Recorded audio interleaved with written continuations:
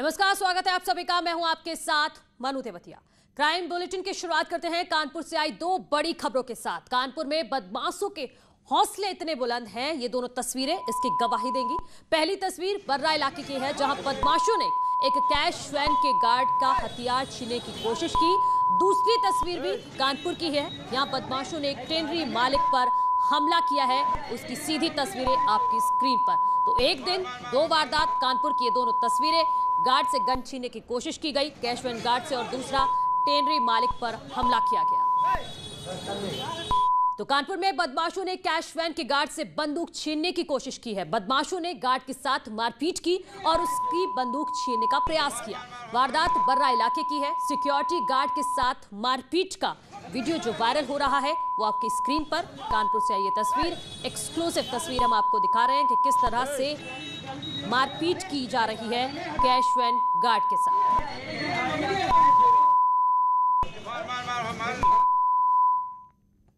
उधर कानपुर में ही टेनरी मालिक पर हमला करने का मामला सामने आया है। आरोप है कि हिस्ट्री शीटर ने रंगदारी मांगने के लिए टेनरी मालिक और उसके बेटे को निशाना बनाया है। खबर यह भी है कि टेनरी मालिक को 20 लाख की रंगदारी मांगी गई थी। नहीं देने पर टेनरी मालिक के बेटे पर हमला किया गया। इस हमले में गंभीर चोटें आई हैं, जिसकी तस्वीरें मौके पर लगे एक सीसीटीवी में कैद हुई हैं।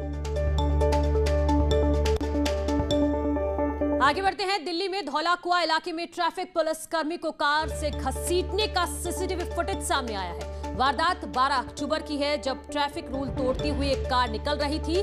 तभी ट्रैफिक पुलिस के सिपाहियों महिपाल और उनके साथियों ने कार सवार को रोकने की कोशिश की, लेकिन ड्राइवर ने गाड़ी रोकने की बजाय कार चालक ने रफ्तार बढ़ा दी। तभी पुलिसकर्मी ने गाड़ी की तरफ वो दौड़ा, लेकिन कार चालक उसे बोनट पर घसीटते हुए ले गया। पूरी घटना सीसीटीवी में कैद हुई है, लेकिन पुलिस ने आरोपी राहुल और उसके दोस्त को कुछ दूर जाकर पकड़ लिया। दिल्ली की ये तस्वीरें हैं। एक सिरफिरा कार ड्राइवर, जिसकी ये करतूत आप देख रहे हैं अपनी टीवी स्क्रीन पर। पुलिस कर्मी को बोनट पर घसीटता हुआ ये ले जा रहा है।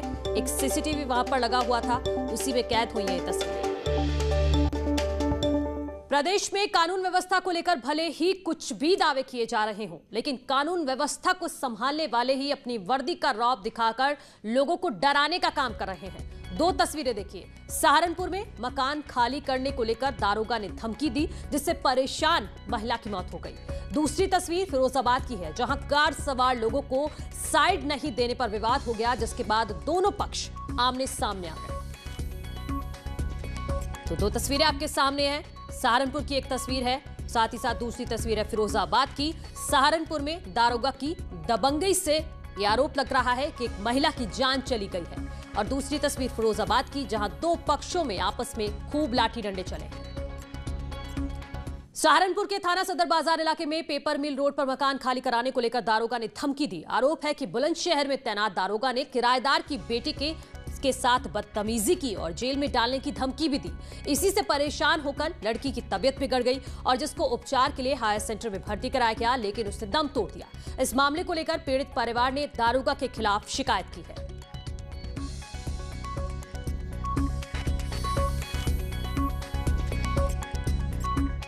फिरोजाबाद की खबर को भी समझिए। यहां साइड देने को लेकर विवाद हुआ था। कार को साइड नहीं देने पर विवाद हुआ। दबंगों ने एक दूसरे के साथ मारपीट की। ट्रैक्टर सवार लोगों ने मारपीट की। कार में कांग्रेस कार्यकर्ता सवार थे। कांग्रेस कार्यकर्ताओं के साथ मारपीट की गई। कोतवाली टुंडला क्षेत्र के एटा रोड का यह मामला है, जिसकी कुछ तस्वीरें सामने आई हैं।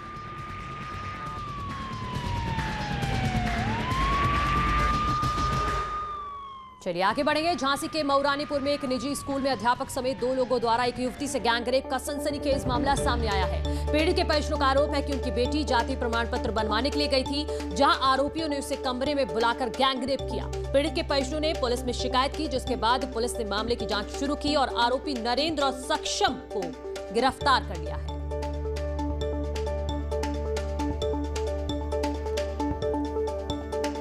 निवास बनवाने गई तो इन्होंने अंदर ही कर लिया और अंदर की कुंडी लगा ली और रेप किया और बलात्कार भी किया। पुलिस से शिकायत की? पुलिस से शिकायत की? हाँ, पुलिस से शिकायत की। कितने लोगों ने घटना को अंजाम दिया? दो लोगों ने। दोनों के खिलाफ शिकायत थी? हाँ, दोनों की शिकायत। मामला दर्ज किया पुलिस ने? हाँ।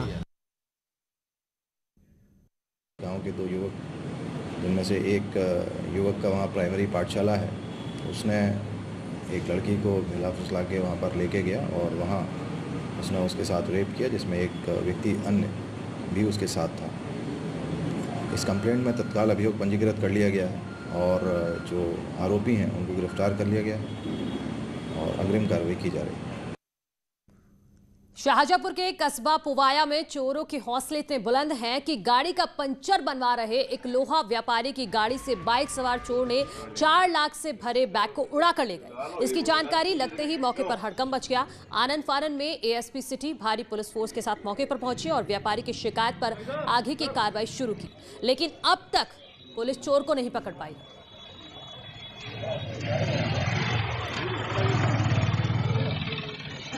हमारा गाड़ी पंचर हुई, पहले एक बार हुई, स्टेपनी बदली, फिर दोबारा फिर पंचर हो गई और फिर जहां हमने पंचर वाली दुकान पे रोकी वहां पे भी एक लड़का आया, कैमरे में देखा गया अभी, और वो बैग लेके गाड़ी लेके भाग गया। कितने रुपए थे बैग में? 4 लाख रुपए थे। पंचर बनवाने के दौरान कोई उनका बैग निकाल लिया और बैग निकाल के गायब हो गया, जिससे इनको किसी ने बताया कि कोई बैग निकाल के चला जा रहा है। ये लोगों ने ढूंढने का प्रयास किया लेकिन वो व्यक्ति मिला नहीं, ना ये देख पाए कौन है। कैमरे में घटना कवर हुई है, इसके बारे में पूरी जानकारी की जा रही है। बहुत जल्दी इसमें आरोपियों की गिरफ्तारी की जाए और बरामद की। संभल में नखासा क्षेत्र पुलिस ने हत्या में वांछित 3 नामजद आरोपियों के घरों में कुर्की का नोटिस चस्पा किया है। दरअसल 2 पक्षों में विवाद हो गया था, जिसमें फायरिंग होने से महमूद सुनैन की गोली लगने से मौत हो गई थी। इस मामले में 4 लोगों के खिलाफ नामजद मुकदमा दर्ज किया गया था, जिसमें 3 लोगों के खिलाफ हत्या का केस दर्ज किया गया, जो अब तक फरार हैं। ऐसे में पुलिस ने कुर्की का नोटिस लगाया है।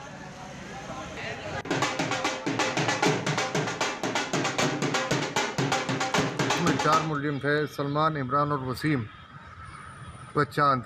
इसमें चांद को अरेस्ट कर लिया गया था और सलमान, इमरान में वसीम जो कि फरार चल रहे हैं, इनका माननीय न्यायालय से 82 का वारंट प्राप्त किया गया। आज 82 तामील इनकी जो है नियमानुसार की गई है। नोएडा के नॉलेज पार्क पुलिस ने खनन माफिया संजय मोम नाथल के बेटे सोनू को गिरफ्तार किया है। इस कार्रवाई को पुलिस ने बालू रेत का अवैध खनन करते हुए 2 साथियों को गिरफ्तार किया है। इस दौरान पुलिस को अवैध असलहे भी बरामद हुए हैं।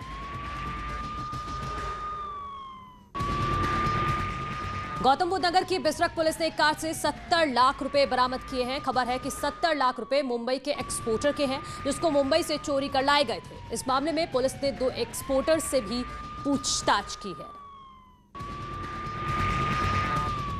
ललितपुर में पुलिस मुठभेड़ के बाद एक शातिर अपराधी सोनू यादव को गिरफ्तार कर लिया गया है। आरोपी पर 25,000 का इनाम घोषित था। बदमाश के पास से तमंचा और नशीला पाउडर भी बरामद किया गया है। आरोपी सोनू यादव ने पिछले दिनों अपने सहयोगी के साथ एक दलित बुजुर्ग पर कहर बरपाया था। इस मामले में सोनू के एक साथी को पहले ही गिरफ्तार किया जा चुका था, जबकि सोनू को मुठभेड़ के बाद आज गिरफ्तार किया गया है। ग्राम नौड़ा थाना कोतवाली में एक आपराधिक तत्व के द्वारा कुछ गरीब निर्बल वर्ग के लोगों के ऊपर मारपीट और अन्य आपराधिक कृत्य किए गए थे, जिसमें अभियोग पंजीकृत किया गया था। इसमें 2 व्यक्ति शामिल थे, जिसमें एक की गिरफ्तारी तत्काल की गई थी। एक व्यक्ति वो अभी फरार चल रहा था, जिसकी टीमें लगातार दबिश दे रही थी। आज एक जगह पुलिस के साथ उसकी मुठभेड़ हुई, जिसको पकड़ा गया है। उसके ऊपर 25,000 का इनाम था। और अब आपको दिखाते हैं एक सावधान करने वाली खबर। अगर आपके घर में भी बच्चे ऑनलाइन लूडो या कोई भी ऑनलाइन गेम खेलते हैं तो आप सावधान हो जाइए। नोएडा में ऑनलाइन गेम खेलना एक बच्चे के परिवार को भारी पड़ गया। सेक्टर 58 थाना क्षेत्र में एक 17 साल की बच्ची ऑनलाइन लूडो खेलती थी। इसी दौरान उसकी मुलाकात ऑनलाइन ही एक लड़के से हो गई। लड़का गुजरात का रहने वाला था। दोनों में दोस्ती इतनी बढ़ गई कि लड़की बिना अपने घर वालों को बताए 12 अक्टूबर को गुजरात के लिए रवाना हो गई। अचानक बच्चे के गायब होने से परिवार में हड़कंप मच गया। परिजनों ने पुलिस में इसकी जानकारी दी। पुलिस ने भी इस मामले को गंभीरता से लिया, तुरंत एक्शन लिया। लड़की को कड़ी मशक्कत के बाद आखिरकार ढूंढ लिया। फिलहाल पुलिस ने लड़की को परिजनों को सौंप दिया है और पुलिस ने सभी अभिभावकों से अपील की है कि जब भी आपका बच्चा इंटरनेट इस्तेमाल करे तो घर वाले कंटेंट पर जरूर नजर रखें। चलने की आजकल परंपरा चल रही है, जैसा कि मैंने बताया, जो सेक्टर 58 का रिसेंट केस हमारा है, ये अलार्मिंग है। आपने देखा लूडो, आजकल आप देखेंगे देर रात तक सारे घर में लूडोज़ खेला जा रहा है ऑनलाइन, और टाइम पास का एक बहुत अच्छा तरीका हो गया आजकल। अगर किसी के पास कोई काम नहीं है तो लूडोज़ खेलना शुरू करते हैं, और ऐसे केस में ये बहुत ही इसका भयावह परिणाम सामने आ रहा है। आपने देखा कि एक 17 वर्षीय बालिका यहाँ से चली गई। तो मुझे लगता है कि इंटरनेट बिहेवियर को बहुत ही डिसिप्लिन करने की आवश्यकता है, और ये हाई टाइम है जब हम सब लोगों को इसके लिए अलर्ट होने की ज़रूरत है। ग्रेटर नोएडा के थाना दादरी क्षेत्र में एक शराबी बेटे ने प्रॉपर्टी के लिए अपनी मां पर चाकू से वार कर दिया, जिससे महिला को गंभीर चोटें आई हैं। सूचना पर पहुंची पुलिस ने बुजुर्ग को अस्पताल में भर्ती कराया है, साथ ही बेटे के खिलाफ मामला दर्ज कर जांच शुरू कर दी है। उधर ग्रेटर नोएडा में ही अवैध कब्जाधारियों के खिलाफ नोएडा प्राधिकरण ने कार्रवाई की है। 6 से ज्यादा जेसीबी मशीनें लगाकर अवैध कब्जों को खाली कराया गया है, जिसके विरोध से गांव के लोग सामने आ गए। इस हंगामे को देखते हुए मौके पर पुलिस बल के साथ अधिकारियों को समझाने के लिए लगाया गया है, ताकि प्रशासन अपना काम कर सके। अगली खबर है लखीमपुर खीरी से। यहां पलिया कोतवाली इलाके में एक नाबालिग बच्ची 11 अक्टूबर से लापता है, जिसकी शिकायत पीड़ित पिता ने हिंदूवादी संगठन के साथ पुलिस थाने में की है और जल्द कार्रवाई की मांग की है। पीड़ित पिता ने आरोप लगाया है कि दूसरे समुदाय के 4 लोगों ने उनकी बच्ची का अपहरण किया है। इस मामले में अब तक कोई कार्रवाई नहीं होने से पीड़ित पिता परेशान हैं। उनका आरोप है कि आरोपी खुलेआम घूम रहे हैं, लेकिन पुलिस कोई कार्रवाई नहीं कर रही है और किसी की भी गिरफ्तारी अभी तक नहीं की गई है। गाजीपुर में बदमाशों ने एक बुजुर्ग की गोली मारकर हत्या कर दी है। ये वारदात सैदपुर थाना इलाके के देवचंदपुर गांव में हुई है। बताया जा रहा है कि गांव में एक पेट्रोल पंप पर त्रिभुवन सिंह नाम के एक बुजुर्ग बैठे हुए थे। इसी दौरान 2 गाड़ियों पर सवार 5 बदमाश वहां आते हैं और गाड़ियों में पेट्रोल भरवाए। बुजुर्ग और बदमाशों के बीच किसी बात को लेकर विवाद हो गया, जिसके बाद बदमाशों ने उन्हें गोली मार दी। गंभीर हालत में उन्हें और पेट्रोल पंप के एक घायल गार्ड को इलाज के लिए वाराणसी ले जाया गया, जहां बुजुर्ग ने दम तोड़ दिया, जबकि गार्ड की हालत खतरे से बाहर बताई जा रही है। फिलहाल पुलिस बदमाशों की तलाश में जुटी हुई है। इस संदर्भ में थाना सैदपुर में अभियोग पंजीकृत किया गया है तथा मेरे द्वारा 5 टीमें गठित की गई हैं, जो विभिन्न स्थानों पर लगातार दबिश दे रही हैं। इस घटना में जो भी अभियुक्त हैं उनकी एफआईआर दर्ज की गई है और नामित किया गया है। उनकी शीघ्र ही गिरफ्तारी करके आगे की कार्रवाई की जाएगी। क्राइम न्यूज में वक्त है एक छोटे से ब्रेक का, जल्द लौट रहे हैं। मथुरा से खबर है, यहां गांव में पुलिस के साथ मारपीट का मामला सामने आया है। पूरी घटना का एक वीडियो भी वायरल हो रहा है। मारपीट उस वक्त की गई है जब रात 1 बजे पुलिस ठगी के एक मामले में आरोपी को पकड़ने गई थी। पुलिस ने 5 मुकदमों में वांछित अरशद को गिरफ्तार कर लिया और उसे ले जाने लगी। तभी ग्रामीणों ने पुलिस का रास्ता रोक लिया और पुलिस से मारपीट की और आरोपी को छुड़ा कर ले गई। पुलिस किसी तरह भागकर गोवर्धन पहुंची। इस दौरान पुलिस की गाड़ी कीचड़ में फंस गई। पूरी घटना का वीडियो भी वायरल होने पर पुलिस अधिकारियों ने चुप्पी साध ली है।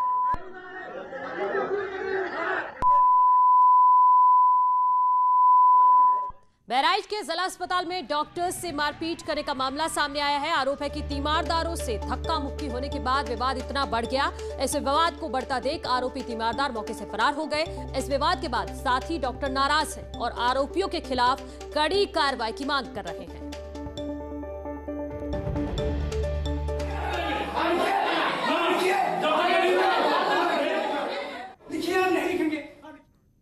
बाराबंकी में दलित लड़की का खेत में शव मिलने से हड़कंप मच गया है। पशु रेप के बाद हत्या की आशंका जताई है। लड़की का शव खेत में अर्धनग्न अवस्था में मिला है। पुलिस ने शव को बरामद कर मामले की जांच शुरू कर दी है। पुलिस ने डॉग स्क्वाड की भी मदद ली है। परिजनों के मुताबिक लड़की की रेप के बाद हत्या की गई है और वारदात में 2 से ज्यादा लोग शामिल थे। एक युवती की संदिग्ध अवस्था में डेड बॉडी मिली है। इसमें पिता की तरफ से तहरीर लेकर के अभियोग पंजीकृत किया जा रहा है और डेड बॉडी का पंचनामा भर करके विधिक कार्रवाई की जा रही है। इसे का जो है साक्ष्य संकलन हेतु एडिशनल एसपी साउथ के नेतृत्व में एक टीम का गठन कर दिया गया है। शीघ्र ही इसमें समस्त वैधानिक कार्रवाई की जा रही है। झांसी में गेस्ट हाउस में रुके प्रेमी युगल को प्रेमिका के परिजनों ने जमकर पीट दिया। लड़की के परिजनों ने प्रेमी को गिरा गिरा कर मारा। इतना ही नहीं, गेस्ट हाउस से खींचकर सड़क पर लाकर भी बेरहमी से उसकी पिटाई की गई। इसके चलते उसे काफी चोटें आई हैं। पुलिस ने प्रेमी को लड़की भगाने के आरोप में जेल भेज दिया है और कानून हाथ में लेने वाले लड़की के दबंग परिजनों को जाने दिया।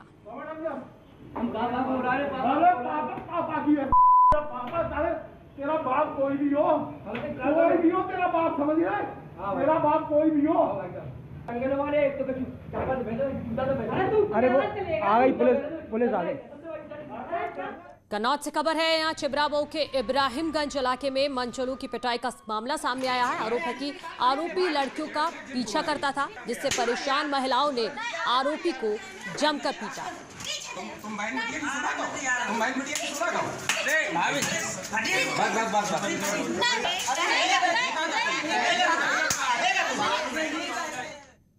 आगे बढ़ते हैं। बदायूं में भी पुलिस ने आईपीएल में सट्टा लगाते हुए 5 आरोपियों को गिरफ्तार किया है। पुलिस ने इनके पास से मोबाइल और कैश बरामद किया है। उजानी कोतवाली पुलिस ने ये बड़ी छापेमारी की है। 5 सट्टेबाज गिरफ्तार किए गए हैं बदायूं में।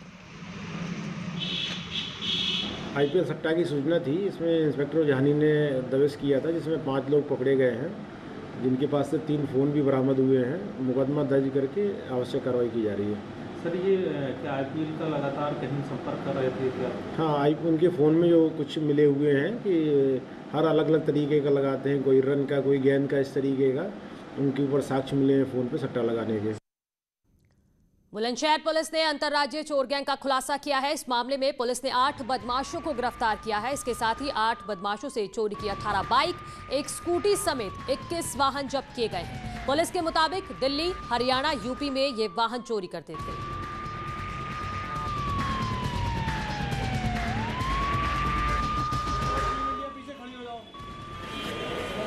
अंतर्राज्यीय चोर गैंग का खुलासा किया गया है। ये वो बाइकें हैं जो चोरी की थी। बुलंदशहर में ये पुलिस ने बड़ी कार्रवाई की है। 18 बाइक दिल्ली, हरियाणा, यूपी से सभी जगह से ये वाहन चोरी करते थे। ये पूरा गैंग है जो आप देख रहे हैं अपनी टीवी स्क्रीन पर। ये एक पूरा गैंग है जो चोरी करता था। ये वो बाइकें हैं जो बरामद की गई है और इसके अलावा भी कई चीजें हैं जो बरामद की हैं, पुलिस ने बरामद की है। अंतर्राज्यीय चोर ये गैंग था। 8 बदमाश थे जो एक साथ मिलकर चोरी करते थे। हमीरपुर के उरई स्टैंड चौकी के पास दुकान में चोरी करने का मामला सामने आया है। आरोप है कि दुकान की दीवार तोड़कर चोरों ने चोरी की और लाखों का सामान लेकर फरार हो गए। इस मामले की शिकायत पुलिस थाने में की गई, लेकिन अब तक पुलिस के हाथ कोई सुराग नहीं लगा है।